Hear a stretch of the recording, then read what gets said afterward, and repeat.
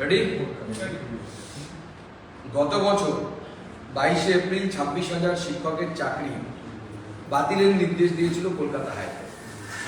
কালক্ষেপ না করে সেই নির্দেশকে চ্যালেঞ্জ করে মমতা বন্দ্যোপাধ্যায়ের সরকার সুপ্রিম কোর্টে মামলা দায়ের করেছে। মুখ্যমন্ত্রী মমতা বন্দ্যোপাধ্যায় বলেছিলেন, আমরা কোনো চাকরি যেতে দেব না। ঠিক 1 বছর পর এপ্রিলে আজকে সুপ্রিম কোর্টও সেই নির্দেশই বহাল রাখে, যা প্রমাণ করছে যে রাজ্য সরকারের যে নিয়োগ প্রক্রিয়া ছিল সেই নিয়োগ প্রক্রিয়া সম্পূর্ণভাবে দুর্নীতিগ্রস্ত। এবং মমতা বন্দ্যোপাধ্যায়ের পার্টির লোক তারা টাকা নিয়ে স্কুলের চাকরি, স্কুলের অশিক্ষক শিক্ষাকর্মীর চাকরি বিক্রি করেছে। কিন্তু আমরা এটাও জানি, যারা এইভাবে টাকা নিয়ে ফাঁকা ওএমআর শিট দিয়ে চাকরি পেয়েছে তাদের সংখ্যা সীমিত নয় সংখ্যায়। বেশিরভাগ যারা শিক্ষক শিক্ষিকা, সম্মানীয় শিক্ষক শিক্ষিকা, বিশেষ করে নন টিচিং স্টাফদের মধ্যে সংখ্যাটা বেশি যারা টাকা দিয়ে চান্স পেয়েছিলেন। সম্মানীয় শিক্ষক শিক্ষিকা যারা আছেন তাদের ক্ষেত্রে কিন্তু আমরা কোর্টের যে অবজারভেশন যা দেখেছি এতদিন, বা কোর্টে রাজ্য সরকার এবং সিবিআই যা বলেছে তাতে দেখতে পেয়েছি বেশিরভাগ শিক্ষক এবং শিক্ষিকা তারা পড়াশুনো করে পরীক্ষা দিয়ে নিজের যোগ্যতায় চাকরি পেয়েছে। আজকে মমতা বন্দ্যোপাধ্যায় তার পার্টির জন্য এদের সবাইকে ভুগতে হচ্ছে। আর মমতা বন্দ্যোপাধ্যায় দোষ চাপাচ্ছেন কার কাছে? কার ঘাড়ে? কখনো বিকাশ রঞ্জন ভট্টাচার্য, কখনো সুকান্ত মজুমদার, কখনো বিজেপি। আজকে আমি মমতা বন্দ্যোপাধ্যায়কে এবং তৃণমূল কংগ্রেসকে কয়েকটা প্রশ্ন করতে চাই যে আজকে এই যে 26,000 লোকের চাকরি চলে গেছে, কারণ কি? প্রথম কারণ, 26,000 লোকের চাকরি গেছে শিক্ষক শিক্ষিকার এবং অন্যান্যদের, তার প্রথম কারণ হচ্ছে কারা যোগ্য এবং অযোগ্য এদের মধ্যে ডিমার্কেশন করা যায়নি। যোগ্য এবং অযোগ্যদের মধ্যে ডিমার্কেশন করার দায়িত্ব কার? বিজেপি না বিকাশ রঞ্জন ভট্টাচার্যের না সিবিআই? সিবিআই কে যদি উপযুক্ত তথ্য প্রমাণ এসএসসি এবং পশ্চিমবঙ্গ সরকার দিত তাহলে পরে আজকে এই অবস্থা হতো না। সিবিআই কে উপযুক্ত তথ্য প্রমাণ এবং যে লোকাল স্ট্যান্ডি আদালতের কাছে যে এসএসসি বা পশ্চিমবঙ্গ সরকারের অথরিটি আছে এটা বলা, সিবিআই এর অথরিটি নেই, আইনগত জায়গা নেই সিবিআই। সিবিআই কে যদি এই লিস্ট তুলে দিত তাহলে আজকে এই অবস্থা তৈরি হতো না। আজকে পশ্চিমবঙ্গের গোটা শিক্ষা ব্যবস্থাটাকে ভেঙে দেওয়ার কাজ করেছে মমতা বন্দ্যোপাধ্যায় এবং তৃণমূল কংগ্রেস, এবং এটার পাপ। এই পাপ ভারতবর্ষে এর আগে আমরা দেখেছি ওম প্রকাশ চৌটালা করেছিলেন, তিনি জেলের ভেতরে আছেন। আগামীকাল আরো একটি কেস আছে, সেই কেসে সুপার নিউমেরিক পোস্ট তৈরি করে যারা অযোগ্য তাদেরকে চাকরিতে বহাল রাখা হয়েছে। ডিসিশন কে নিয়েছে? মমতা বন্দ্যোপাধ্যায়ের নেতৃত্বে গোটা মন্ত্রিসভা, ক্যাবিনেট, সবার জেলে যাওয়া উচিত।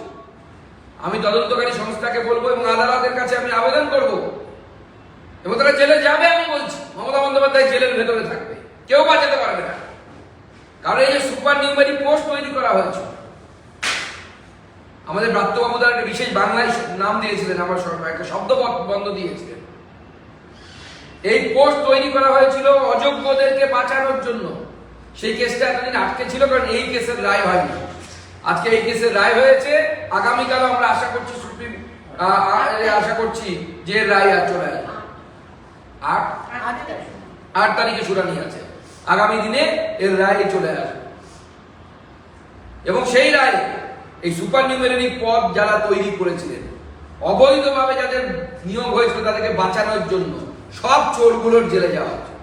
পুরো ক্যাবিনেট মমতা বন্দ্যোপাধ্যায় সহ including Mamata Bandyopadhyay should be behind the bar. Mamata Bandyopadhyay এবং তার দলবল বেশ কয়েক হাজার মানুষের কাছ থেকে টাকা নিয়ে চাকরি দিয়েছে, চাকরি বিক্রি করেছে। মুখ্যমন্ত্রী এতটা নির্লজ্জ, তারপর নিজে এসে প্রেস কনফারেন্স করেন। দোকান কাটা না হলে কতটা নির্লজ্জ কোনো মানুষ হতে পারে না। আপনি সততার প্রতি হাতে আইফোন নিয়ে হাওয়াই চটি নিয়ে ঘুরে বেড়ান, আর আপনার লোক লক্ষ লক্ষ টাকা এবং সেই টাকার ভাগ সেটা কাকুর অডিওতে পরিষ্কার হয়ে গেছে। পার্থ লোভী, পার্থ কত কোটি নিয়েছে, অভিষেক নামে কেউ একজন নিয়েছে, তিনি কে আমরা বুঝতেই পারছি। তার টেনশনে ভয়ে বডি ওয়েট কমে যাচ্ছে, দিন দিন দেখতে পাচ্ছি ড্রাই ওয়েট কমে যাচ্ছে, শুকিয়ে যাচ্ছে। এই বুঝি জেলের ভেতরে যেতে হয়, এই বুঝি জেলের ভেতরে যেতে হয়। মানিকবাবু কত নিয়েছেন, দিদির আদরের মানিক সোনা, প্রত্যেকের ভাগ বাটনা ঠিক ছিল। সেই ভাগ বাটনা করে টাকা নিয়ে আপনার চাকরি বিক্রি করেছেন। আজকে পরিষ্কার হয়ে গেছে, রাজ্য সরকার পর্যন্ত মেনে নিয়েছে এসএসসি যে হ্যাঁ দুর্নীতি হয়েছে কোর্টের সামনে। এত জায়গা নেই, তারপরে মুখ্যমন্ত্রী বড় চোরের মায়ের বড় গলা, বড় বড় মুখ করে অন্যকে দোষ দেওয়ার কথা বলেন। এসএসসি এবং বোর্ডের নিয়োগের রেকমেন্ডেশনে হেরফের দেখলেই বোঝা যাচ্ছে নবম এবং দশম শ্রেণী নিয়োগের জন্য অতিরিক্ত 1539 ব্যক্তিকে নিয়োগপত্র দেওয়া হয়েছে এই সুপার নিউমেরিক পোস্ট তৈরি করে। সহকারী শিক্ষক একাদশ দ্বাদশ শ্রেণীর জন্য অতিরিক্ত 199 এবং গ্রুপ ডির জন্য 669 অতিরিক্ত এবং গ্রুপ সির জন্য 416 অতিরিক্ত নিয়োগপত্র দেওয়া হয়েছে। এবং এর জন্য বোর্ড এবং এসএসসির তরফ থেকে কোনো ধরনের কৈফিয়ত আদালতের কাছে দেওয়া হয়। সিবিআই তদন্তে কি দেখা যাচ্ছে, school service commission group D, group C, নবম শ্রেণী, দশম শ্রেণী, একাদশ শ্রেণীর অ্যাসিস্ট্যান্ট টিচার ওএমআর ইভ্যালুয়েট করতে একটি কোম্পানিকে দায়িত্ব দেয়। কে সেই কোম্পানি? তাৎপর্যপূর্ণভাবে এই সংস্থাকে দায়িত্ব দেওয়া হয়েছিল সে কোন রকম ওপেন টেন্ডার ছাড়াই, এবং এই ধরনের যত টেন্ডার পশ্চিমবঙ্গে দেওয়া হয় আপনাদের কাছে আমি বলছি, খোঁজ নিন আপনারা সাংবাদিকরা, আপনারা আমাদের থেকে কম জানেন না। যারা টেন্ডার পায় বা যাদেরকে টেন্ডার দেওয়া হয় তাদের কাছে ফোন চলে যায়, টেন্ডার পেলে আপনি এই কাজ নিজে করতে পারবেন না। কার কাছ থেকে যায়? তৃণমূল কংগ্রেসের সর্বোচ্চ নেতৃত্বে শ্বশুর বাড়ির তরফের লোকের কাছ থেকে যায়। তারা গৌতম গম্ভীরের আত্মীয় হয় কিনা আমার জানা নেই, কিন্তু টাইটেলের মিল আছে। তাদের কাছ থেকে ফোন চলে যায় এবং তারা সেই টেন্ডারে অলিখিতভাবে পার্টিসিপেট করে। ওয়েস্ট ম্যানেজমেন্টের ক্ষেত্রে এরকম হচ্ছে, আমরা বহু জায়গায় এই ধরনের দেখেছি। আমার জানা আছে একজন বাঙালি বিজনেসম্যান, যিনি বাংলায় বিজনেস করেন না, ওয়েস্ট ম্যানেজমেন্টের জন্য টেন্ডার ফেলেছিলেন কলকাতাতে। তার কাছে ফোন এসে গেছিল ওই পরিবার থেকে যে আপনি টেন্ডার ফেলবেন না, টেন্ডার ফেললে আপনাকে টেন্ডার আমরা করতে দেব না। আজকে মুখ্যমন্ত্রী বড় বড় কথা বলছেন। সিবিআই এই তারপরে কি দেখতে পাই, এসএসসির তরফ থেকে দাবি করা হয় যে সকল সংস্থাকে দায়িত্ব দেওয়া হয়েছিল তাদের মধ্যে লোয়েস্ট টেন্ডার ভ্যালুর উপর ভিত্তি করে নাকি এদেরকে দায়িত্ব দেওয়া হয়। কিন্তু কি কি প্যারামিটারের উপর ভিত্তি করে সংস্থাগুলিকে ডাকা হয় তার কোনো উত্তর এসএসসি দেয়নি। এইরকম একটা সেন্সিটিভ কাজ চাকরি দেবেন আপনি, শুধু তাই নয়, আগামী দিনে বাংলার ভবিষ্যৎ প্রজন্ম যারা বাংলা তথা দেশকে এগিয়ে নিয়ে যাবে বাংলা শিক্ষা ব্যবস্থার মধ্য দিয়ে, তাদেরকে তৈরি করবে যারা, অর্থাৎ সম্মানীয় শিক্ষকগণ, শিক্ষিকাগণ, তাদেরকে আপনি নিয়োগ করতে চলেছেন। অথচ যে সংস্থাকে নিয়ে তার ওএমআর থেকে শুরু করে সমস্ত কাজ করছেন, যার অনেস্টি আছে কিনা, যার উপর বিশ্বাস করা যায় কিনা, কোনো কিছু দেখার ক্রাইটেরিয়া আপনারা উল্লেখ করেন। সার্ভারে দেওয়া তথ্য এবং পরবর্তীকালে নতুন করে আসা তথ্য থেকে দেখা যায় যে একাধিক ক্যান্ডিডেটের লিখিত পরীক্ষার প্রাপ্ত নম্বর এবং ওয়েবসাইটে তোলা নম্বরের মধ্যে ব্যাপক হেরফের। আমি আগেও বহুবার বলেছি, আমার একজন স্বর্গত মাস্টারমশাই, এখন তিনি মারা গেছেন খুব অল্প বয়সে, তিনি এসএসসির ইন্টারভিউ নিতে এসেছিলেন মালদাতে। এসে আমাদের ডিপার্টমেন্টে এসেছিলেন, যেহেতু মালদায় আমি বোর্ডের ডিপার্টমেন্টে তখন অধ্যাপক ছিলাম। তিনি এসে কনফেস করে গেছিলেন যে আমাদেরকে নিয়ে সই করিয়ে দেওয়া হচ্ছে মার্কশিটে, কোনো নাম্বার বসাতে দেওয়া হচ্ছে না।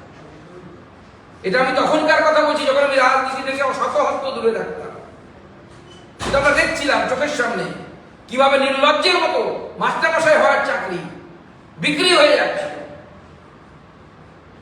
আর সেই মুখ্যমন্ত্রী যিনি পসার বসিয়ে ডালা নিয়ে হাটে মাস্টারমশাইদের চাকরি বিক্রি করেছেন, শিক্ষকদের চাকরি বিক্রি করেছেন, সেই মুখ্যমন্ত্রী আজকে চোরের মায়ের বড় গলা নিয়ে কথা বলছেন। লজ্জা লাগে না আপনার?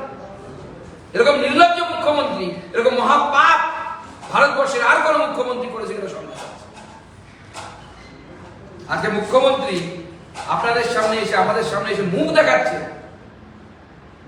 আপনি আপনার দুধেল গাইদেরকে নামিয়ে ভ্যান্ডালিজম করতে পারেন, গুন্ডামি করতে পারেন, ভোট লুট করে জিততেও পারেন, কিন্তু এই যে চুরি, এই চুরির হাত থেকে আপনি জীবনে বাঁচতে পারবেন না। ভারতবর্ষের রাজনৈতিক ইতিহাসে লেখা থাকবে, আমি বলে দিচ্ছি, যে দুজন মুখ্যমন্ত্রী চাকরি বিক্রি করে জেলে গেছিলেন, একজন জেলের ভেতরে আছে, আর একজন আপনি জেলের ভেতরে যাবেন, লেখা থাকবে ভারতবর্ষের পলিটিক্যাল ইতিহাসে, এবং সেটা আপনার সময় আসছে।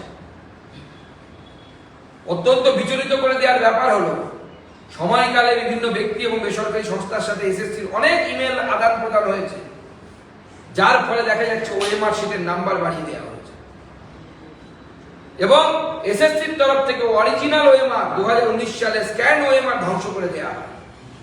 অদ্ভুত ব্যাপার। সিবিআই আদালতকে জানায় যে যখন সার্ভার তাদের কাছে আসে, তখন এসএসসির ডেটাবেসে কোনো ওএমআর শিট ছিল না। ব্ল্যাঙ্ক ওএমআর জমা দেওয়া হয়েছিল এমন ব্যক্তিদের নম্বর বাড়িয়ে তাদের নিয়োগের জন্য সুপারিশ করা হয়। পার্থবাবুর কাছে লিস্ট আসতো, লিস্ট, এবং আমি নাম নিচ্ছি না, কারণ আপনারা জানেন সব নাম নেওয়া যায় না। মুখ্যমন্ত্রীর বাড়ির অরাজনৈতিক ব্যক্তিত্ব মহিলা, সেটাও বলে দিচ্ছি, তার নামে লিস্ট এসেছিল।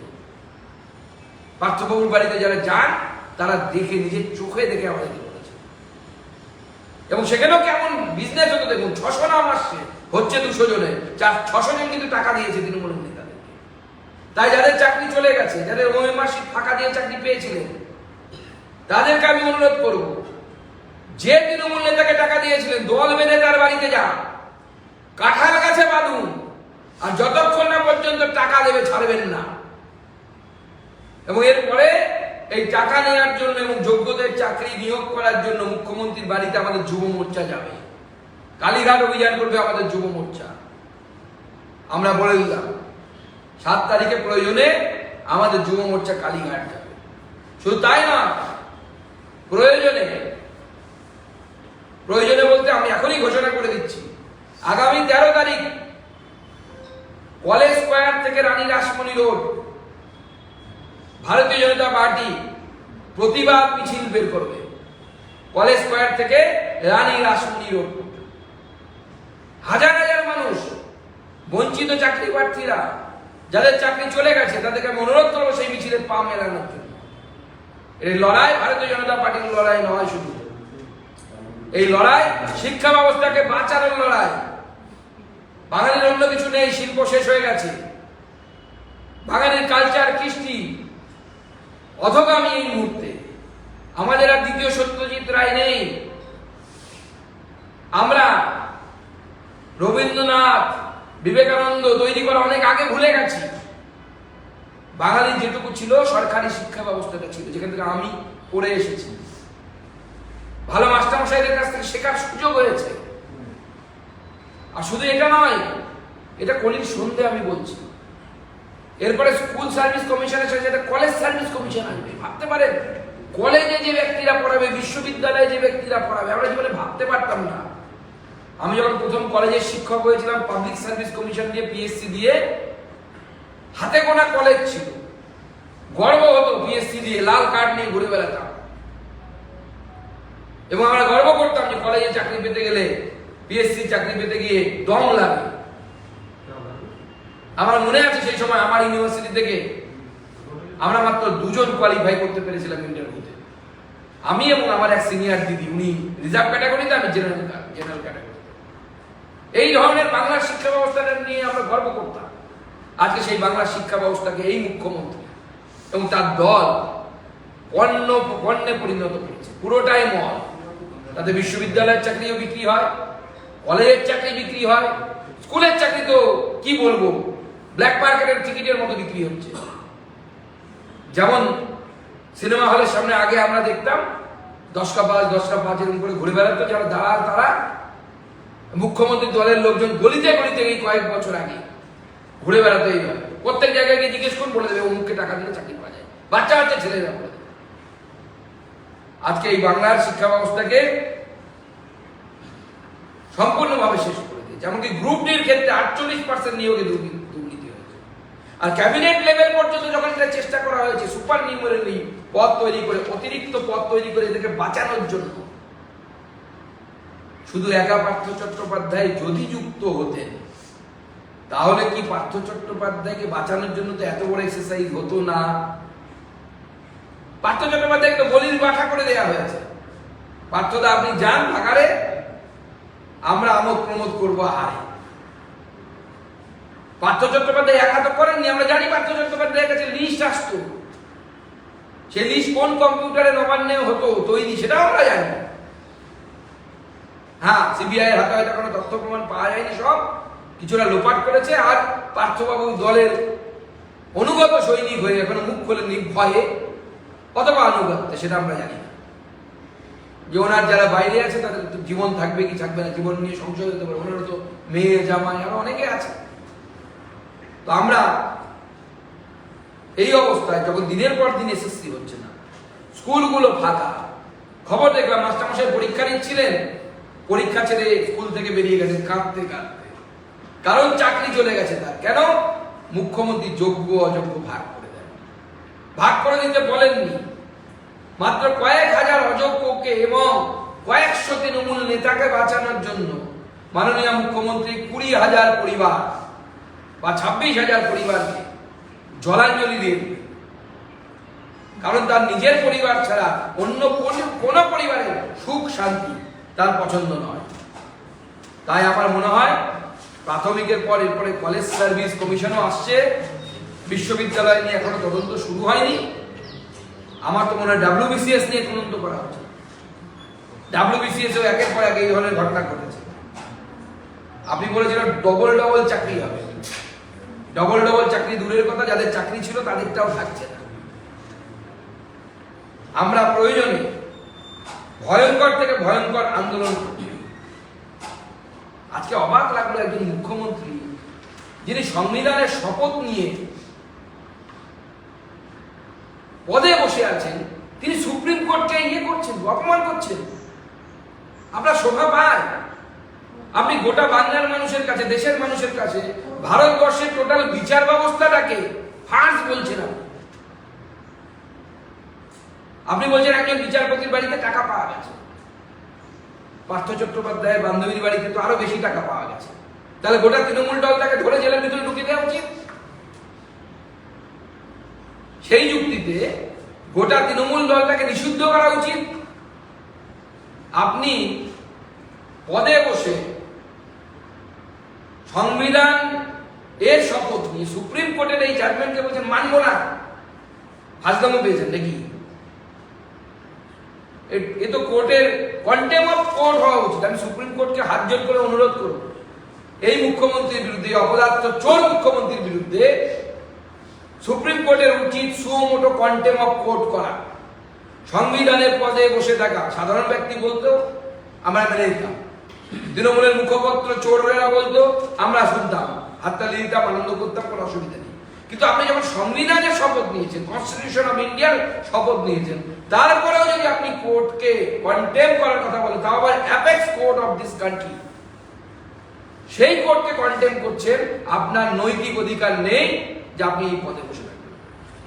তাই আমার সিবিআই এর কাছে অনুরোধ, মুখ্যমন্ত্রীকে তো আমরা পদত্যাগ দাবি করছি, সিবিআই এর কাছে অনুরোধ, এই দেহত্যাগ না করলে এরা পদত্যাগ করে না, কান ধরে এদের জেলের ভিতরে ঢোকানো উচিত এবং পুরো ক্যাবিনেট জেলের ভিতরে থাকা উচিত। কারণ এই ক্যাবিনেট সিদ্ধান্ত নিয়েছে যে সুপার নিউমারি পোস্ট তৈরি করে এদেরকে পুনর্বাসন দেওয়া। এরপরে যদি আপনাদের কোনো প্রশ্ন থাকে। বলা হচ্ছে যে আপনাদের সঙ্গে সিপিএম এর একটা জোট সাজিশ, বিকাশ ভট্টাচার্যকে কাঠগড়া দান করানো হচ্ছে সরকারের তরফ থেকে, মুখ্যমন্ত্রী বলছেন, এবং বলছি যে আপনারা যোগ সাজস করে এত মানুষকে পথে বসেন, এবং এটা বিজেপির চক্রান্ত, কোথাও একটা গিয়ে বাংলাকে পিছিয়ে দেওয়ার একটা চক্রান্ত, সেটাও বলা। বাংলা শিক্ষা ব্যবস্থা ভেঙে দিতে, না না, বাংলা শিক্ষা ব্যবস্থা ভেঙে দেওয়ার তো কারো প্রয়োজন নেই, মুখ্যমন্ত্রী তো নিজেই ভেঙে দিয়েছেন। মুখ্যমন্ত্রী নিজেই ভেঙে দিয়েছেন। সিম্পল লজিক, আপনি যুক্তিযুক্ত কথা বলুন। 26,000 লোকের চাকরি গেল কেন? আদালত বলছে যে we can't differentiate between the legitimate and illegitimate person. অর্থাৎ বাংলা করলে যোগ্য এবং অযোগ্যদের মধ্যে ভাগ করা যায়নি, তাই 26,000 লোকের চাকরি গেছে। তো যোগ্য এবং অযোগ্যের মধ্যে ভাগ করা যায়নি কার জন্য? বিকাশবাবু বাধা দিয়েছেন কিনা আমার জানা নেই, উনি কোর্টে কি বলেছেন আমার আইডিয়া নেই, সেটা নিয়ে সেটা সিপিএম বলবে, সিপিএম এর দায়। বিজেপি একবারও বলেছে? বিজেপি বরঞ্চ যারা যোগ্য তাদের পাশে দাঁড়িয়েছে। আমি যোগ্য পদপ্রার্থীদের সাথে দেখা করেছি 2-3 বার, তাদেরকে লিগাল অ্যাডভাইস দেওয়ার জন্য প্রয়োজনে বলেছিলাম যে তাদের যদি সহায়তা লাগে আমরা উকিলের ব্যবস্থা করে দেবো। এবং আমাদের প্রথম থেকে স্ট্যান্ড ক্লিয়ার ছিল, যোগ্যদের চাকরি যাওয়া চলবে না। আজকে মুখ্যমন্ত্রী যেহেতু তথ্য দেয়নি, এসএসসি যেহেতু তথ্য রাখেনি কে ইললিজিটিমেট আর কে লেজিটিমেট, অর্থাৎ কে যোগ্য কে অযোগ্য, তার জন্য 26,000-এর চাকরি গেছে। আমি তৃণমূল কংগ্রেসের নেতাদেরকে চ্যালেঞ্জ করবো, এই পয়েন্টের উত্তর যদি ক্ষমতা থাকে, মমতা বন্দ্যোপাধ্যায় তো পারবে না, অন্য কেউ যদি থাকে সে যেন দেওয়ার চেষ্টা করে।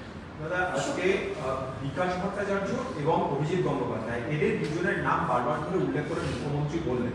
স্বাভাবিকভাবেই আজকে রায়ের ভিত্তিতে একটা অংশে জনরোষ তৈরি হয়েছে। কোথাও কি উনি এনাদের দুজনকে টার্গেট করে দিচ্ছেন না? না, মুখ্যমন্ত্রীর যেটা বরাবরের পলিসি, মাননীয় মুখ্যমন্ত্রী নিজের ঘাড়ে কোনো দায় নেবে না। চুরি করবেন উনি, ওনার ভাইপো, ওনার মন্ত্রিসভা চোরেদেরকে বাঁচানোর জন্য মিটিং করবে, সুপার নিউমারি ফোর্স তৈরি করবে, আর দায় হচ্ছে এদের। বিকাশবাবু সম্পর্কে আমি বেশি কিছু বলতে পারবো না, বিকাশবাবুর প্রতি আমার কোনো সহানুভূতি নেই। বিকাশবাবু কি করেছেন সেটা সিপিএম বুঝে নেবে, ওটা সিপিএম এর বোঝা, আমাদের বোঝা না। বিকাশবাবুর ব্যাপার বিকাশবাবু আর সিপিএম বলবে। আমার বক্তব্য হচ্ছে অভিজিৎ বাবুকে নিয়ে। অভিজিৎ বাবু যখন জাজ ছিলেন সেই সময় তিনি জাজের পদে বসে তথ্য প্রমাণের উপর ভিত্তি করে যে জাজমেন্ট দেওয়ার কথা ছিল সেই জাজমেন্ট দিয়েছেন। কারণ আজকে সুপ্রিম কোর্ট, অ্যাপেক্স কোর্ট প্রমাণ করলো যে অভিজিৎ বাবু ঠিক ছিলেন। উনি বলেছিলেন ঢাকি সমেত বিসর্জন দিয়ে দেবো, বাকিটার তো বিসর্জন হয়ে গেল, এবার ঢাকিটার বাকি আছে। ঢাকি ভাবছে ফাঁকি দিয়ে অন্যের ঘাট দিয়ে বেরিয়ে যাবো, ফাঁকি দিতে নেবো না মুখ্যমন্ত্রী, আপনাকে জনতার আদালতের সামনে দাঁড়াতে হবে। আর সিবিআই যদি করতে না পারে, 26-এ আমরা সরকারে আসার পর কমিশন বসাবো, কমিশন বসিয়ে মুখ্যমন্ত্রীকে তার এই চুরির জন্য এবং তার দলের যারা এই চুরির সাথে যুক্ত তাদের প্রত্যেককে জেলে পাঠানোর ব্যবস্থা করবে। এবং এটা মমতা বন্দ্যোপাধ্যায়ের মতো ওরকম ভেগ কথা না, উনি বলেছিলেন সিপিএম এর লোকেদেরকে জেলে পাঠাবো, কাউকে পাঠাননি, সেটিং করে দিয়েছে। আসল সেটিংটা ওখানে, সব সেকুলার একদিকে। রামনবমীর দিন বুঝতে পারবেন কার সাথে কার সেটিং আছে, ওয়াকআপ বিলে বুঝতে পারবেন কার সাথে কার সেটিং আছে। সিপিএম, তৃণমূল, বাম, অতি বাম, ঝান্ডু বাম সব একদিকে, রাম একলা দাঁড়িয়ে আছে। রাম তখনও কম্প্রোমাইজ করেনি, এখনো কম্প্রোমাইজ করবে না। রাম সত্যের পক্ষে ছিলেন, রাম সত্যের পক্ষেই আছেন। রাম রাবণকে ধ্বংস করবেই, এটাই সত্য, এটাই বারবার হয়ে এসছে ভারতবর্ষে। এই ভারতবর্ষের পূর্ণভূমিতে এই নতুন রাবণ রূপী যারা আছে সেই রাবণরা ধ্বংস হবে। সুব্রতবাবু, 26,000 শিক্ষকের মধ্যে এমন 5,500 শিক্ষক আছেন যারা উচ্চ মাধ্যমিকের খাতা দেখছেন। এটা একটা সমস্যার বিষয় হয়ে দাঁড়াবে, আজ থেকে তাদের চাকরি নেই। এটা নিয়ে কি বলবেন আপনি কেন্দ্রের শিক্ষামন্ত্রী? দেখুন, এটা তো রাজ্য সরকারকে ভাবতে হবে তারা কি করবে। সিভিক ভলান্টিয়ার মতো সিভিক শিক্ষক নিয়ে আসবেন কিনা। মাননীয় মুখ্যমন্ত্রী চুরির জন্য, মাননীয় মুখ্যমন্ত্রী পার্টির করা চুরির জন্য বাংলা ছাত্র সমাজকে ভুগতে হচ্ছে। সেই জন্য তো সরকারি স্কুলে ছাত্রছাত্রীর সংখ্যা কমছে দিন দিন। আপনারা নিশ্চয়ই শুনেছেন কত হাজার স্কুল বন্ধ হয়ে গেছে আমাদের রাজ্যে। যে কলেজগুলোতে এক সময় লাইন দিয়ে অনার্সের ফর্ম পাওয়া যেত না, আমি নিজে এইচএস পাস করার পর কলকাতায় এসে লাইন দিয়ে ফর্ম তুলেছিলাম কলেজে ভর্তি হবো বলে। আমি, আমার মা লাইনে দাঁড়িয়েছিলাম কয়েক ঘন্টা। আজকে সেই কলেজগুলোতে অনার্সের পদ, অনার্সের সিট ফাঁকা থাকে কলকাতার সন্নিকটে বিখ্যাত বিখ্যাত কলেজে। কেন? কেউ পড়তে চাইছে না। যতজন মাধ্যমিক দিয়েছিল ততজন শিক্ষার্থীর মধ্যে কয়েক লাখ শিক্ষার্থী নেই, এইচএসে নেই, তারা হাওয়া হয়ে গেছে। কোথায় চলে গেছে কেউ জানে না। শিক্ষা ব্যবস্থার প্রতি বিন্দুমাত্র বিশ্বাস নেই। সন্দেহের চোখে ছাত্রছাত্রীরা শিক্ষকদের, শিক্ষিকাদের দিকে তাকায়। নিশ্চয়ই পার্থবাবুকে টাকা দিয়ে চাকরি পেয়েছে, এই ধরনের কথাবার্তা স্কুলের মধ্যে একটু বেশি বয়সী ছেলেমেয়েরা, মানে যারা উঁচু ক্লাসে পড়ে সেই সমস্ত ছাত্রছাত্রীরা আলোচনা করে। সুব্রত, আজকে মুখ্যমন্ত্রী বলেছেন যে তিনি এই পড়ুয়াদের সঙ্গে আছেন। নেতাজি ইন্ডোরে তাদের একটি সমাবেশে মুখ্যমন্ত্রী উপস্থিত থাকবেন জানিয়েছেন এবং এটাও জানিয়েছেন যে এই পরিস্থিতি যেখানে তারা পড়েছেন, এই 26,000 শিক্ষক শিক্ষাকর্মী, তারা যদি কেউ কোনো পদক্ষেপ নিয়ে নেন, কোনো ক্ষতি করেন নিজেদের, তার জন্য দায় আপনাদের থাকবে। চুরি মমতা বন্দ্যোপাধ্যায় করেছে, তাই আমরা হবো? বাহ, তার মানে আমি খেলে পরে মমতা বন্দ্যোপাধ্যায়ের পেট ভরে, তাই হয় কি না? উনি খেলে আমার পেট ভরবে। আপনি চুরি করেছেন, আপনার পার্টি চুরি করেছে, দায় আপনার। আপনার পার্টির জেলা জেলাতে নেতারা টাকা নিয়েছে, এই এসএসসি ছেলে মেয়েরাই বলবে। আমি বলছি তাদেরকে মুখ খুলে বলতে, মমতা বন্দ্যোপাধ্যায় আপনাদেরকে বাজাতে পারবে না। মমতা বন্দ্যোপাধ্যায়ের সময় হয়ে গেছে। ত্রিপুরাতে 10,000 চাকরি চলে গেছিল, মানিক সরকার তিনি হাওয়া হয়ে গেছেন, তার জায়গায় মানিক সাহা, ডক্টর মানিক সাহা বসে গেছে, স্বচ্ছ ভাবমূর্তি মূর্তি মুখ্যমন্ত্রী। বাংলাতেও তাই হবে, 26,000 চাকরি গেছে, চোর মুখ্যমন্ত্রী আউট, সব মুখ্যমন্ত্রী বসবে বাংলার গতি। রামনবমীর মিছিল নিয়ে সতর্ক প্রশাসন, আপনারা কি মনে হয় যে সরকার বা প্রশাসন মিছিল রামনবমী করতে দেবে বা দিতে চায় আদৌ? দেখুন, আজকের ঘটনার পর মমতা বন্দ্যোপাধ্যায় আরো বেশি করে চেষ্টা করবেন রামনবমী আটকানোর, রামনবমীতে ঝামেলা করার, এবং তার দলের দুধের গাইদেরকে দিয়ে রামনবমীতে হামলা করানোর চেষ্টা করবে। কারণ তাহলে মিডিয়া এটাকে পিক আপ করবে, এসএসসিটা সাইডে চলে যাবে, মমতা বন্দ্যোপাধ্যায় এটা করবে, প্ল্যানফুলি করবে। সেজন্য আমি রামনবমীতে যারা হিন্দুরা যাবেন তাদের সতর্ক করছি, কোনো প্ররোচনায় পা দেবেন না। এবং বাংলার মুসলিম সমাজকে বলছি, আজকে চাকরি চলে গেছে, তাদের মধ্যে মুসলিমরাও আছে, এই চোরেদের হাত থেকে আপনিও রক্ষা পাবেন না মুসলিম বলে। সেটাই চোরেদের পাশে দাঁড়াবেন না। রামনবমীর মিছিল গেলে পাশে দাঁড়ান, পারলে অংশগ্রহণ করুন, যারা অংশগ্রহণ করেছে তাদেরকে শরবত খাওয়ান, তাদের জন্য আশীর্বাদ করুন। রাম তো সবার। যখন রাম এই পৃথিবীতে এসেছিলেন তখন তো ইসলাম বলে কিছু ছিল না, অন্য কিছু বলেও কিছু ছিল না, হিন্দু শব্দও তখন হয়তো ছিল না। রাম তো সনাতনের, ভারতবর্ষের সবার, সবার পূর্বপুরুষ রাম। যাদবপুর কাণ্ডের অভিযোগ, আরজিকর কাণ্ডের বিক্ষোভ দেখানোর জন্য যাদবপুর থানার হাতে, পুলিশের হাতে একজন শিল্পী গ্রেপ্তার হয়েছে, চয়ন সেন। তিনি দেওয়াল লিখন করেছিলেন, উই ওয়ান্ট রেবেলিয়ন, সশস্ত্র বিপ্লব চাই, এবং সেটার জন্য তাকে গ্রেপ্তার করা হয়েছে। তিনি গ্রাফিটি এঁকেছেন। দেখুন, যদি তিনি শিল্পী হিসেবে এঁকে থাকেন তাহলে তাকে গ্রেপ্তার করার বিরোধিতা আমরা করছি, কিন্তু তিনি যদি নকশালপন্থী হন এবং ভারতবর্ষের বিরুদ্ধে সশস্ত্র সংগ্রামের কথা বলেন তাহলে আমরা তার পাশে নেই। আমরা মনে করি ভারতবর্ষের মতো গণতান্ত্রিক দেশে, যে দেশে আমার মতো একজন সাধারণ পরিবারের লোক ভারতবর্ষের একজন মন্ত্রী হতে পারে, যার জীবন শুরু হয়েছিল মাটির ঘর আর বিচলিত চাল থেকে, নদীর জল খেয়ে বড় হয়েছিলাম যখন শুরু হয়েছিল আমার জীবন, তেমন নদীর জলে খেয়ে মোটা হয়ে স্নান করে, সেই দেশের বিরুদ্ধে অস্ত্র তোলাটা একটা অপরাধ। এই দেশ সবাইকে সুযোগ দেয়। নরেন্দ্র মোদী একজন সাধারণ ঘরের চাওয়ালার ছেলে, তিনি ভারতবর্ষের প্রধানমন্ত্রী। মমতা বন্দ্যোপাধ্যায় তার চুরি জমানি যদি ছেড়ে দিই, আমরা সাধারণ ঘরের মহিলা, তো স্বাভাবিকভাবে আমার মনে হয় এইরকম দেশের বিরুদ্ধে যারা অস্ত্র তোলা, রিবেলিয়নের কথা বলবে, তাদের সাথে আমরা নেই। আপনি গণতান্ত্রিক আন্দোলন করুন, আপনার সাথে আছে। আপনি আমার আলাদা মতাদর্শের লোক হতে পারেন, আপনি আমাকে গালিগালাজ করতে পারেন রাজনৈতিকভাবে, কোনো অসুবিধা নেই, কিন্তু তবুও আপনার সাথে আমরা আছি। সুব্রতদা, গতকাল রাতে 288-232 ভোটে ওয়াকফ বিল পাশ হয়েছে, কিন্তু বিরোধীরা স্বাভাবিকভাবে তারা সোচ্চার ছিলেন, কিন্তু বিরোধীদের আনা একটি প্রস্তাবও, অ্যামেন্ডমেন্টের যে প্রস্তাব আনা হয়েছিল, সেই একটিও গ্রহণ করা হয়। দেখুন, বিরোধীদের যে অ্যামেন্ডমেন্টগুলো ছিল, সেই অ্যামেন্ডমেন্টগুলো কোনো প্রয়োজন নেই। তার কারণ প্রয়োজন ছিল না বা গ্রহণ করার জায়গা ছিল না, এই জন্য জেপিসিতে আমাদের বিরোধীরা ছিলেন, এবং জেপিসিতে তারা যে কটি রিকমেন্ডেশন দিয়েছিলেন, এটা করতে হবে, এটা করা ঠিক হচ্ছে না, ওটা করা ঠিক হচ্ছে না, সব সরকার বিলে ইনকর্পোরেট করেছে। তার মানে আপনি কি বলছেন? আপনি গেলেন, বললেন যে আমাকে মাংস ভাত দিতে হবে, একটা চিতল মাছের পেটি দিতে হবে, ইলিশ দিতে হবে, আমি খাবো। আপনাকে সব দেওয়া হলো, বেরিয়ে এসে বলছেন যে না, আমাকে ইটালিয়ান খাওয়াতে হবে, পিজা খাওয়া, তা তো চলতে পারে না। আপনি একবার দাবি করছেন এই ঢোকাতে হবে বিলে, সব ঢুকিয়ে নেওয়া হয়েছে, আবার বলছেন আমরা ইয়ে দেবো, সংশোধনী দেব। এটা কোনো প্রয়োজন নেই সংশোধনী দেওয়ার। ভবিষ্যতে যদি মনে হয় কোনো যে বিলের এই জায়গায় রেক্টিফিকেশন দরকার আছে, সংশোধনী আসবে। এই যে 26,000 শিক্ষকের চাকরি গেল 3 মাসের মধ্যে এই 26,000 পদ পূরণ করবে এই সরকার, ফলে সেই যখন দুর্নীতির প্রসঙ্গ এত বড় প্রসঙ্গ, এটাকে কিভাবে দেখছেন? এখানে তো একটা আপনাদের না না, এটা আদালত, আমি আদালতকে, মহামান্য আদালতকে অনুরোধ করব, হাত জোড়, যে তাদের নিগরানিতে যেন নিয়োগ প্রক্রিয়া হয়, নচেত এটা দ্বিতীয়বার সুযোগ করে দেবে তৃণমূল কংগ্রেসের নেতাদের, যা পয়সা তোলার জন্য। এমনিতেই যারা পয়সা তোলাতে অভিযুক্ত শান্তনু বান্ধব সব তো বাইরে বেরিয়েছে, বেরিয়ে আবার কলার ফুলিয়ে ঘুরে বেড়াচ্ছে। তার মানে কি এদের আবার সুযোগ হয়ে আসবে, তাদের আবার বান্ধবী টান্ধবীরা তো আজকাল লোকসভাতেও আছে শুনেছি, তো তাদেরও একটা সুযোগ হয়ে যাবে পয়সা তোলার।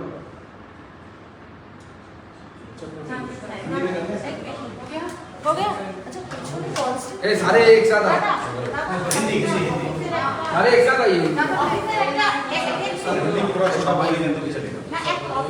দাদা বেশিয়া চলে একজন যুব এবং সাক্ষাৎ চালান চৈতন্য সাহা। आ जाओ, बाइट तो हम भी करेंगे।